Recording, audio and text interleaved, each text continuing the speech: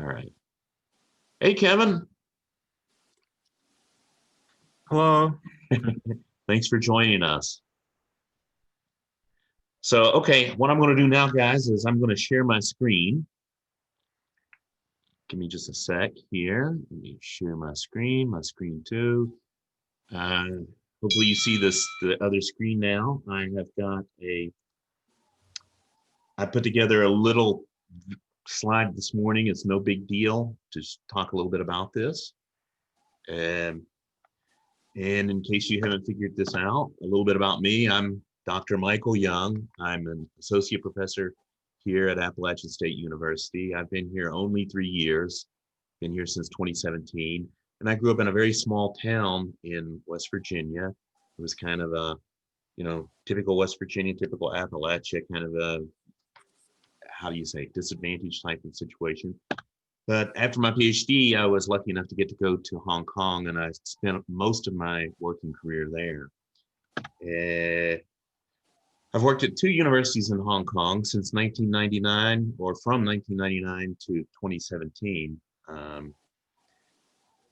I was at the Chinese University of Hong Kong, and then I was at Hong Kong Baptist University. I was also I was involved in administration at Hong Kong Baptist University, and so that's how I got to know a lot about these programs. And I just thought, wow, that international postgraduate scholarship is a great deal. So by the time I got here to Appalachian State, I just wanted to spread the news, really. And so I'm pretty excited about this. I'm biased, but I just want to let you know, I get nothing out of this. I'm just doing this kind of as a volunteer basis because I think it's a great opportunity. And when I see people like Callie or others get a master's degree for free and get their career jump-started, it gives me a warm feeling inside. But other than that, I'm not getting any kickbacks. I'm no horse in this race, so to speak. I'm just doing it as a service, as part of my job as a professor here at App State. So let me just talk a little bit about Appalachian State University. It was established in 1956. They have 5 departments. They are fully accredited by AACSB, which I'll talk a little bit more about. These statistics actually are not totally up to date. This is from some information I had while I was still working there, but it's roughly give you an idea of what it's about. All their courses are in English. They are fully accredited by AACSB. By law, the courses have to be in Hong Kong have to be in English unless they get some special permission. And I have a little video I wrote to Susan Lee, and so she gave me a couple of little videos here. So we'll watch this one together. No, wrong place. Kicking in. Booking a family vacation in a Vrbo means leaving all the craziness behind. Well, whoops. This is only 3 minutes, by the way.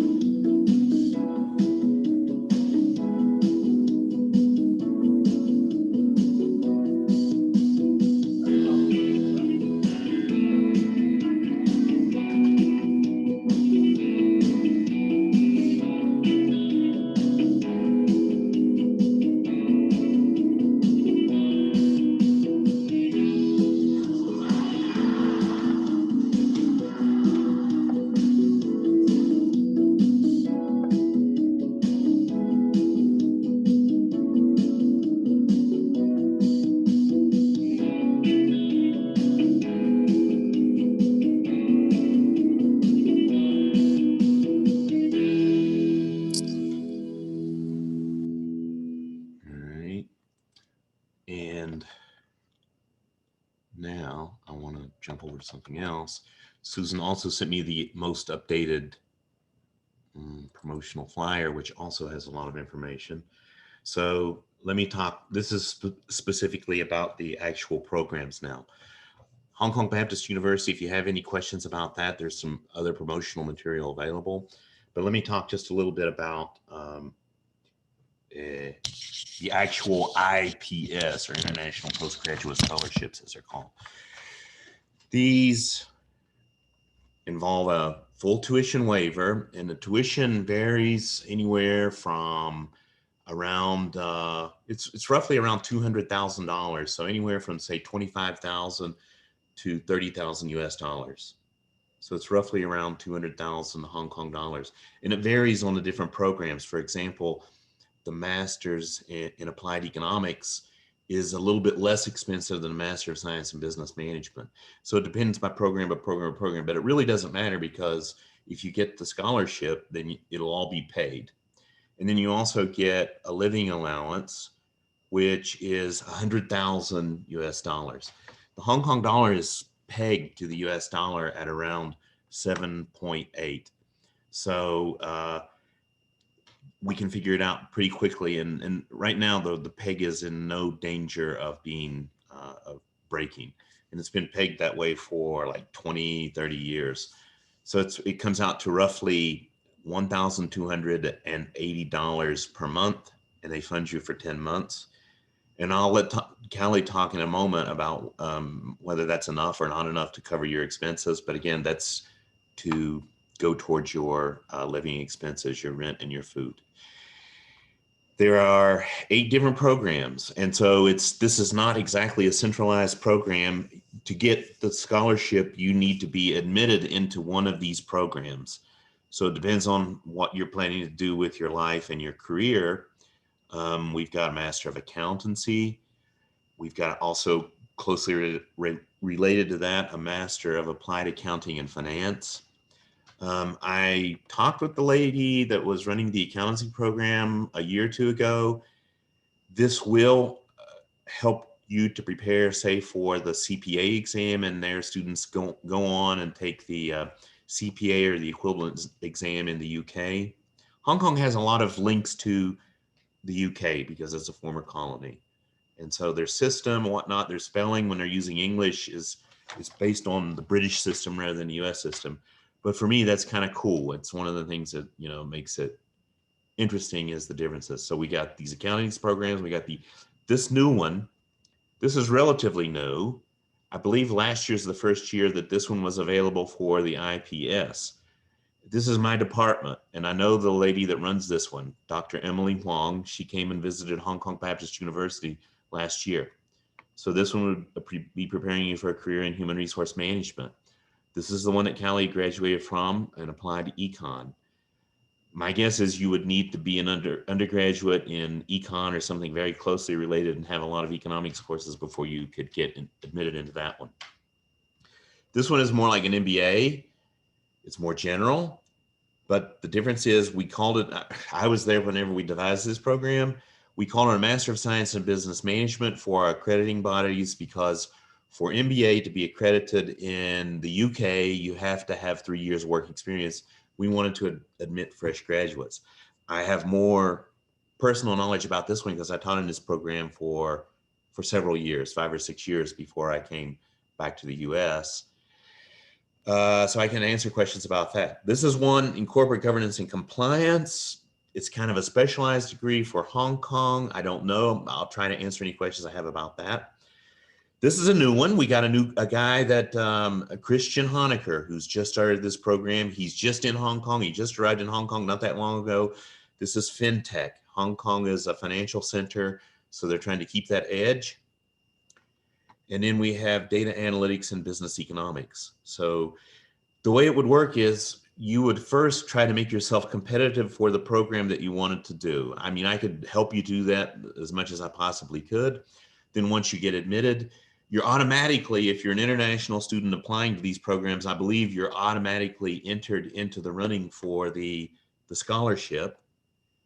But these are competitively awarded. They're going to award 25 altogether. So you can see how competitive it is.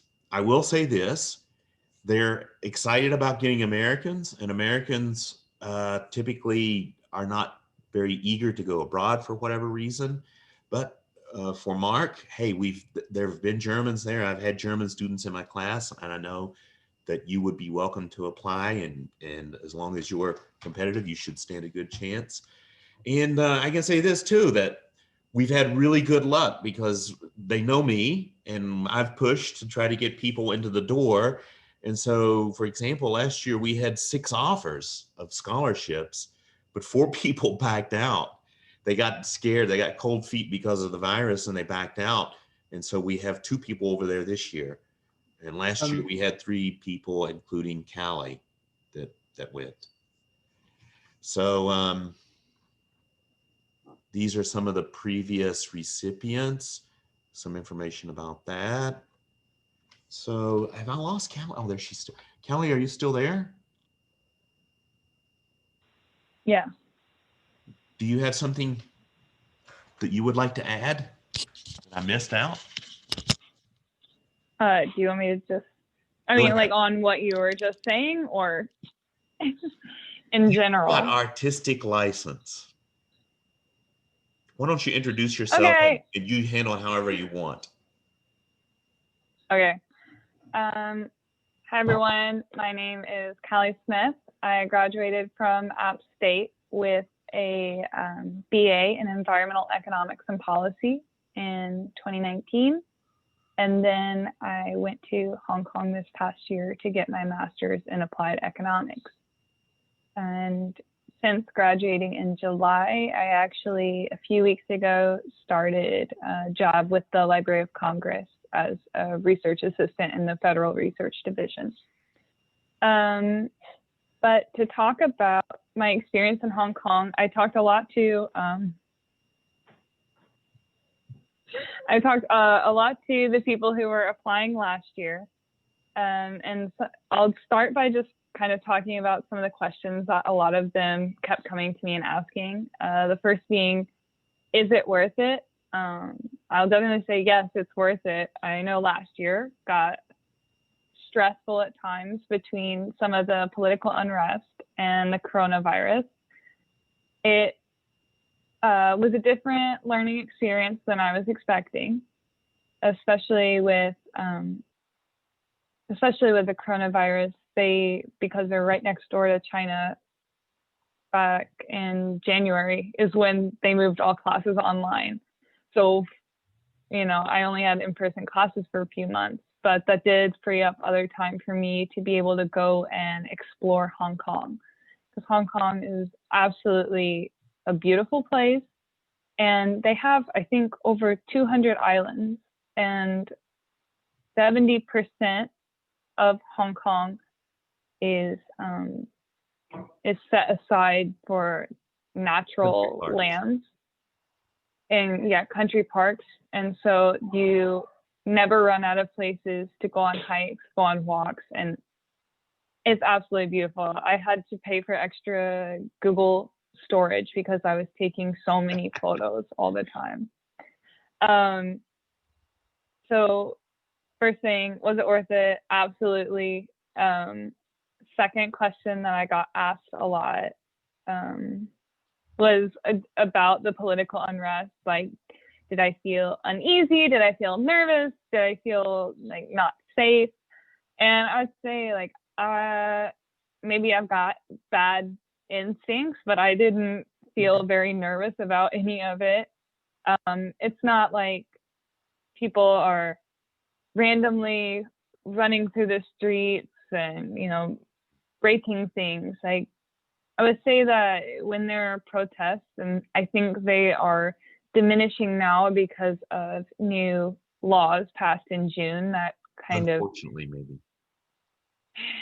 I'm not happy about the laws that China has now passed that says, if you talk about and promote democracy in Hong Kong, you could be sentenced up to life in prison. Well, the thing is, if I could just jump in just a minute, the thing is, and I told the applicants for the past 2 years is it's not our fight. So just don't go over there as a political activist. And I don't think that most of our students are wanting to do that. If anybody asks you your opinion, make sure you know who you're talking to and just decline. Just say, hey, I'm not a citizen. It's not my fight. I'm going to remain neutral. If you hear about protests, don't go to them. Stay away. I mean, just But use there's nothing wrong with talking to people and finding out, while you're there, especially people from Hong Kong, like what their thoughts on everything are. And I don't know, I had a lot of good dialogue while I was there. Right. Not necessarily with my classmates who are from mainland China. They're very one-sided about their opinion on that. But I made a lot of local friends who every time I made a new local friend, they sat me down and they're like, all right, I got to tell you about what's going on. They gave me the rundown. They said, okay, these are the places we're boycotting. This is what this is, and this is what this is. But yeah, I would say don't go to protests. Yeah. You don't want to be like some political martyr. It's not. Just keep a low profile. It's not. Your fight, like you see it start. You just turn around, you get on a train, and you go home. But it's nothing that's like avoidable. And in the past, it was like very regular. It was just like, okay, on Sunday night in this area. Okay, then you just don't go to that area on Sunday night, and it's not going to affect your life unless you live there. So don't move to Mongkok when you're looking for apartments. So and then another question. Enough? Was the money enough? The money was fine. I would say like you're not going to be living luxurious, but you're going to be able to eat your meals. And a lot of people, like, the food is really cheap there. And for me, at least, I lived in the dorm on campus, so I didn't have a kitchen. So I was eating out for all of my meals, but it was fine. And one thing though is if you decide to be in a dorm, you have to pay like upfront for the year. And I was able to negotiate with my program, and they took they paid half of it upfront out of my scholarship. And then I paid the other half upfront, and then they just kind of changed the amount I got like each month. But it's kind of low. But it was fine. And then I also got a part-time job while I was there. I worked for the College of Business as a content marketer for international students. So I had a job that was basically taking photos and videos and writing articles about student life. And can I share screen? I don't know. I can't. Okay, cool. Let me see if I can. I don't know. Okay, good. Can you guys see my screen? Okay. Yep. So if you ever want to read some of these student blogs that a lot of people have worked on about student life and what it's like to study here, we do have, you can see it's the business program student blog. And I think you can get to it by coming to programs. You can also talk to students that are currently here. This is kind of like an agreement since we are on scholarship. They don't really ask us to do a whole lot. So one of the things that they do ask is that we respond to questions from potential students. So you can click chat with our students, and it's not a bot, you'll actually be connected to someone from HKBU. I did it for a while. And then you go to programs here on the school business page, programs, and then down here to student blog. And you can see I've written several on here: how to get the most out of online experience, what to expect from an online semester, how studying in Hong Kong, blah, blah, blah. I was able to save up some money and go on a trip to South Korea and Japan over winter break because wow. And then amazing. I was in, it was super, super cool. I spent 2 weeks, I spent 2 weeks traveling to South Korea and Japan, and it was a lot cheaper because my flight, from Hong Kong to South Korea, it was only $100. So it was really cool. And then to show you, I guess, one of the easiest ways for me to show you my experiences is I'm gonna show you this clip I made. It's just my year in 60 seconds. It's a compilation of 1-minute clips. So I'm gonna.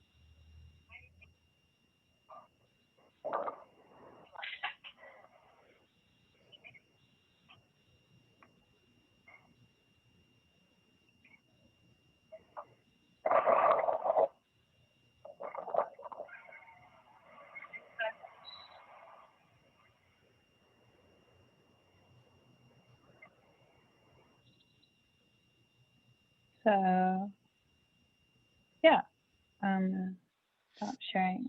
So that was kind of my experience, and I'm not good at like rambling about everything, so it'd be really helpful if people had questions. And Let me ask you the first question. I'm going to use my privilege here as the promoter.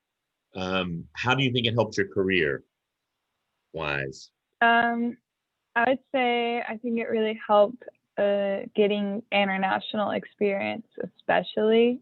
It also kind of adds something interesting onto your resume. I mean, it makes you stand out. It makes you stand out, yeah, because when businesses have to look at 500 resumes and decide some criteria that sets people apart when they're all identical, I mean, just even the smallest things like, oh, this person has lived abroad, this, and also to do it successfully shows a lot of different things about a person. I mean, you're leaving everything that you know to go to somewhere completely different. You're starting over, so you have to make friends from scratch. You have to learn how to live in a new area. You prove that you're highly adaptable. A lot of things that if you know how to play up the fact that you're studying abroad, like you can really help pitch yourself. And I would say like, I didn't think I was gonna be able to get like a super cool job straight out the gate at 23, but I would say they hired like 2 or 3 people at the same time as me, and all of us got our master's degrees abroad actually. And almost everyone on staff I've talked to has been like, oh yeah, I got I got a master's here and here and here. None of them were in the US. So maybe it's because my job, they just like people like that, or it's their own preference, I don't know, but somehow, I mean, I came back, we're in a pandemic, I applied to over 300 places, and I got 1 interview, and it was, and then I got it, but it was 1 interview at the Library of Congress. Thank you. I asked you this already, but you haven't heard from Charles or Reed? No, things got really weird in Hong Kong when the coronavirus happened, because people had been traveling for winter break, or a lot of people went and traveled for Chinese New Year, which is when things happened. Yeah. And classes got canceled for a while. So Charles decided that he wasn't going to come back to Hong Kong. He just hopped around different countries in yeah, he was in Thailand. Different countries. He was in Thailand, he said, studying on the beach. It's cheap there, I guess. Yeah, I mean, he would post on his Instagram story that he was chilling on the beach in Thailand, and doing his assignments online. Yeah. And I think Reed was also in another country, but I can't remember which one. He stayed at a classmate's house for like 2 months before both of them decided to go back to the US, and I didn't travel. I was chilling in Hong Kong the whole time. But that was before they knew it was going to be a global pandemic. You know, they thought, oh, it's just in China. And so everyone was telling me to leave China and Hong Kong. And I was like, the pandemic is just one of those things, you know, it's not one of those things that we can plan for, and who knows what's going to happen next year, but all of us have to keep moving forward. Michelle and I were talking about this beforehand. Plan for it and shoot for the stars, right? Just go for it. You don't know what's going to happen between now and then, but if you don't apply, you'll never know. And you don't want to turn anything down until it's offered to you, as my old advisor used to say. Yeah, I agree. Cast a wide net, you know, why not? Yeah. What are you going to lose by applying I just to the think program? This is an amazing opportunity, but, you know, I'm biased. I lived in Hong Kong for 20 years. It's kind of like my second home. My only regret is I wish I would have had the opportunity to go abroad sooner. I wish I'd have had the chance to do it sooner. And if something were to happen in this job at Appalachian State, I like it here. But if for some reason this were to end, I would end up going back to Asia, I think, because I miss it. Yeah. Just watching Callie's videos and so forth and these pictures, all of this just makes me miss that environment. And I can also say that the university, it's a higher academically rated university than is Appalachian State University. I think there's no dispute about that. It's academically, it's a much more rigorous place than is App State. So does anybody have any questions? Let's open up the floor to questions. This is really a chance for you to ask either of us any type of question. How would the application process go, and what do you need for that? Like documents, or what do you have to write for that, letters and stuff like that? Well, I can tell you what I know, and then I'll let Callie chime in. It depends on the program, and all the programs are different. Some of them require GRE, some of them do not. For the economics program, I would guess they probably want you to at least have had intermediate economics, micro, and macro. I'm an international business major, and I also have taken the GMAT already. All right.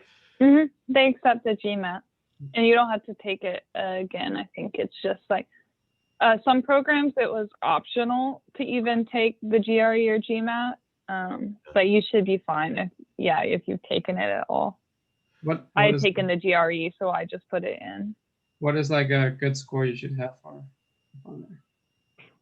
I don't know. It's program by program by program. Okay. Right? For the applied economics, it might be different. I know for the MSc-BM program, the program that I was associated with, they didn't even require it. Yeah, it's very different because I think it's split up to where each program kind of makes their own form of the application, and then they also decide who gets it on their own. So even my interview process was very different from the MSc-BM guys. They had apparently a lot of people like that program. It's the popular choice, and MSc-BM but program, Charles and Reed, they would get over 1,000 applications for 60 slots. So it was very competitive. But I mean, I don't want to discourage you. We've had a very good success rate. We got a guy in there this year. We got 2 in there the year before. Charles and Reed both got in. And then there was another guy who got in, but he didn't get the scholarship. So they were interested in our people. But, you know, they only had like a 10-minute interview, whereas for my interview, I had a 30-minute slot, and they asked me like just one question in that 30 minutes. So it's really different from program to program. I think some things that are consistent is that, you know, having recommendations, transcripts, like it's very standard. I don't think it they're probably out there. I think you need a CV. Yeah, and they're probably going to want Um, a couple of recommendations.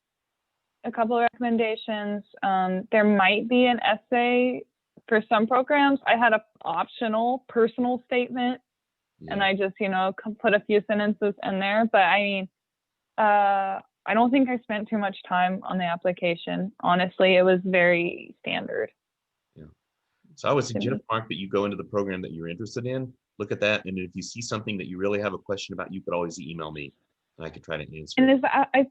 I think the application is open now. It should be, and it won't. I think so. And I think you're better off the earlier you finish and complete everything, because they do scholarships and everything on a rolling basis. So Do you apply I think- first for the program and then for a scholarship? no, you're automatically considered for it. So you don't have to do a separate thing. I think That's true. I applied at the end of January. Mm-hmm. I applied at the end of January, and they got back, and because they got back within about a week or two, because they were starting interviews already at the beginning of February to decide who got the scholarship. So I would say the biggest thing is timeliness. Yeah. So I have a question. I did not, Mhm. I was not required to take the GMAT or GRE. I was exempted from it, and I do have my MBA. Do they have an exemption process, or should I just consider needing to take one of those? Which of the Based program? on- Which program are you interested in, Michelle? The main one I was looking at, my first choice was corporate governance and compliance. And then the other one was data analytics and business economics. Go ahead, Callie. I'm Googling it to see if it requires it, because I'm not sure. Some of them don't require the GRE. I think probably both of those probably do. Okay. I guess. So I would. But I'll Google it for you while we're here.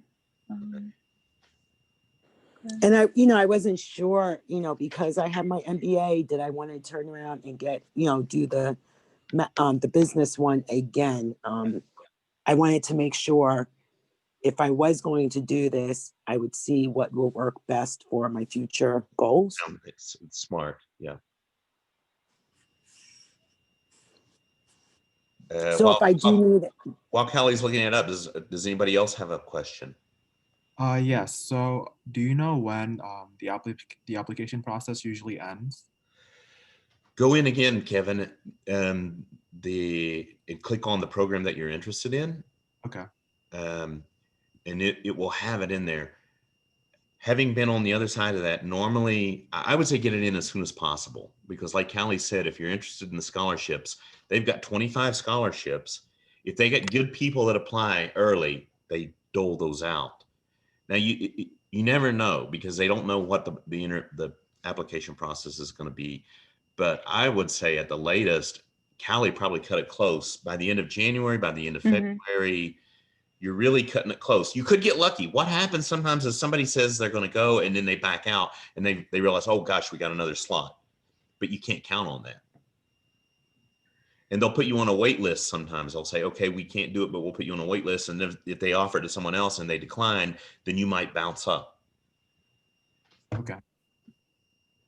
So, but it's like Callie said, it's not a centralized process. There are 8 different programs, and each one has their own little cliquish way of admitting people and process.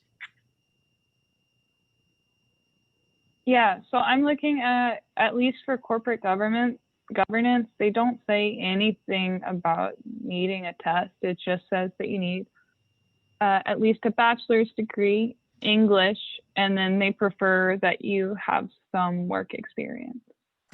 Okay, but thank you. Yeah, no problem. So when I was online, I just want to make sure I'm going to the right area. So if I'm looking at a program, am I supposed to go ahead and click on the application, and that's where I will see the requirements? Because I went into each one, but I didn't necessarily see what was required for each. So I wasn't sure where to go. I'm not entirely sure about that landing page. I just Googled straight from, the program and then requirements, and it took me there. But it seems to be like a kind of confusing sitemap. So I'll play around not with it. sure.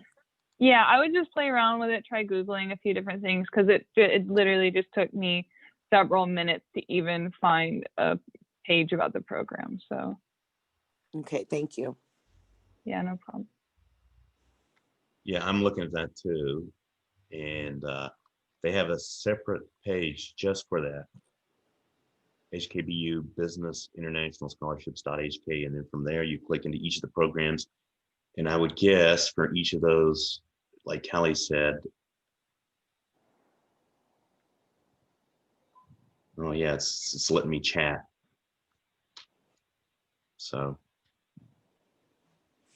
any other questions? All right, guys. I would say, okay, I think the best place to go is, I'm going to put a link, but it's the graduate school website specifically.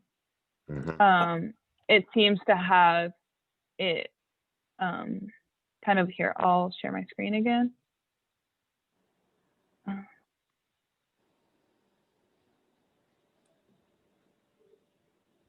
So I found this Hong Kong graduate school, and then they have programs, and Yes. then this one has admission requirements. So this is for Master of Science. And then it has all that they're looking for here. It's, bachelor's degree, language, and preferably 3 years of work experience for this one. And I guess the application isn't open yet. So the cutoff date is April 1st. How much was the application fee when you did it? I think I saw it somewhere. I don't remember personally. It wasn't. It's in Hong Kong dollars. I have no idea. It's in Hong Kong dollars, but so when you look at it and it says $300, it'll knock you over. But remember, that's Hong Kong dollars. So I think it's less than $100, right? Yeah, it's less than 100. I think they're all going to be less than $100. Okay.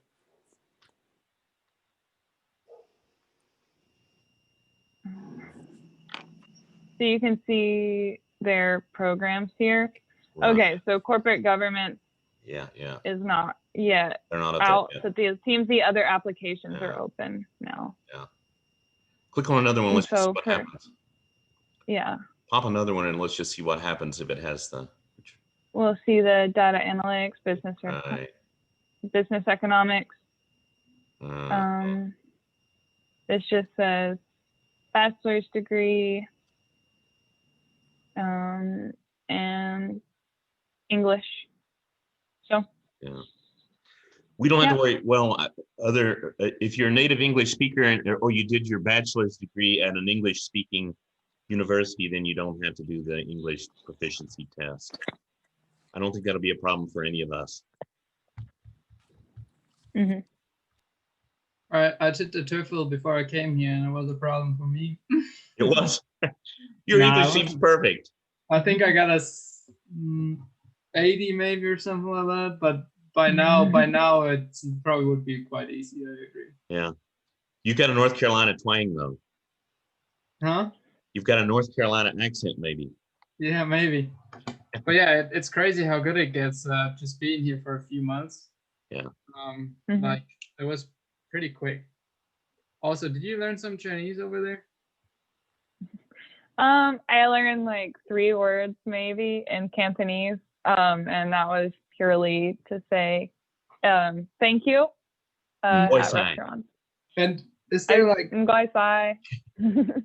is there other international business or like international students there that you were like friends with, or is it like kind of a group that you all always hang out with together?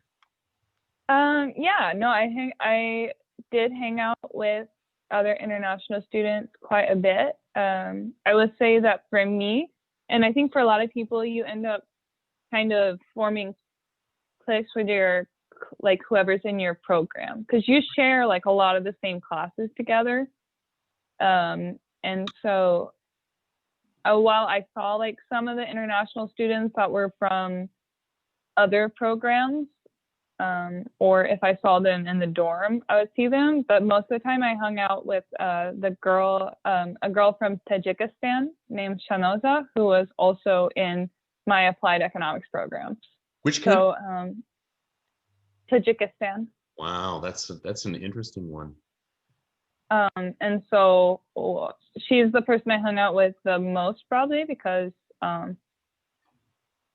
well, the language barrier is a little bit rough. Most of your classmates are from mainland China, and while they studied very hard and got good scores on their TOEFL or their they don't, a lot of times they don't feel super confident speaking in English.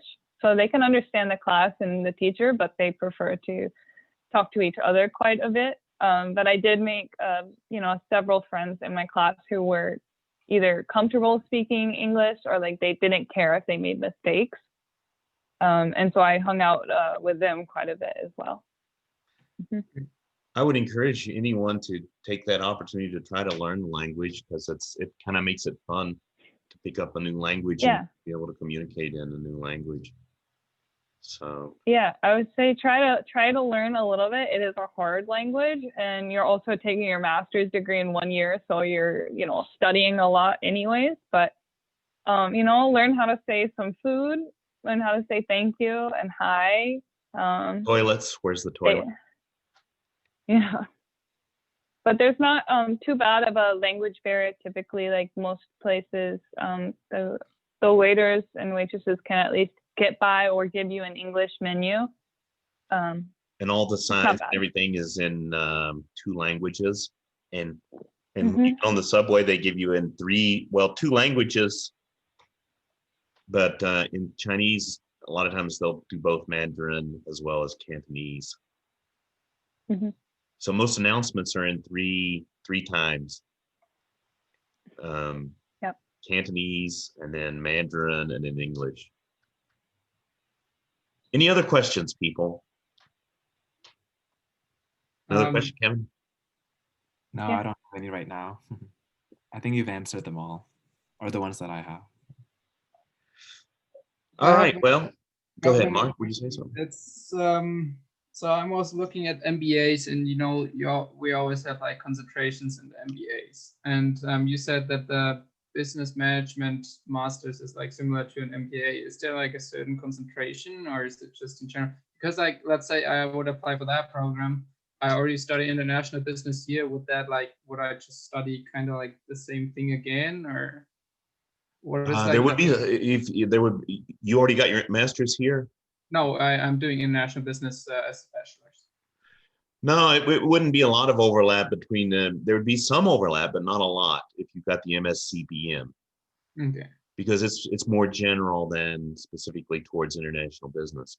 You do have some electives, so you could tailor your elective courses in an area that you like. Okay. Do you have any idea about the business analytics program? Or like, do you know what they do? The data analytics. And it's like and business economics, DABE. Yeah. They just started that program last year. So when I was there, they were having their first group of people. So it involved quite a bit of coding. I think they were learning how to use R and other big data tools, but it was mostly centered on big data, and they shared a lot of teachers with the applied economics program. Okay. So I would say it's like, it's a lot of numbers and coding, but everyone that I talked to that was in it really liked it. Okay. But that's about all I know about the DAV program. Sounds good. All right. Yeah. Well, I think if nobody else has any questions, we will stop now. You can always email me, and thanks for coming out. Thanks, Callie, for donating some of your time for your classmates. Yeah, So, no problem. And if anyone has questions, anything I can help, you can message me on LinkedIn or Instagram or something. Great. Wait, Good luck, people. Good luck. I Michael can encourage get you to you. do it. I think it's a great opportunity. Thank It's you very great. much. I Thank you. enjoyed it. It was a great decision to go. I will say, I'll stand by that. It was a great time. I loved it. I love Hong Kong. I can't wait to go back to visit. Yeah. Oh, another thing is that if you, another perk of working in getting your master's in Hong Kong is that once you finish, you can extend your visa for a year, and live there for a year. They hope that, you know, you are spending that time to apply to jobs and everything, but I mean, you don't have to give reasons. They don't follow you around. You say, oh, I've been here for a year. I want to be here for another year. You can do that. And then also in the future, if you apply and get a job in Hong Kong, they don't, you can get a work visa. So it's not that your company has to sponsor you and jump through all these hoops because you got your master's degree there. Well, that's You good. can No, get a work I didn't visa. even know that. That's Yeah, Yeah. I think the United States should take an example. It's very frustrating. Right. Yeah, Okay. I've heard a lot of people come to the US and get their, you know, they get comfortable taking their bachelor's or their master's and then just get booted. Difficult. United States is crazy now. We will see. But yeah, hit me up if anyone has any questions about anything in the future. Sounds good. And you have my, I believe you have my email through Meredith, so just let me know if you have any further questions. Thanks. Thank you. Thank you very much. Okay, good luck. Bye-bye. Bye.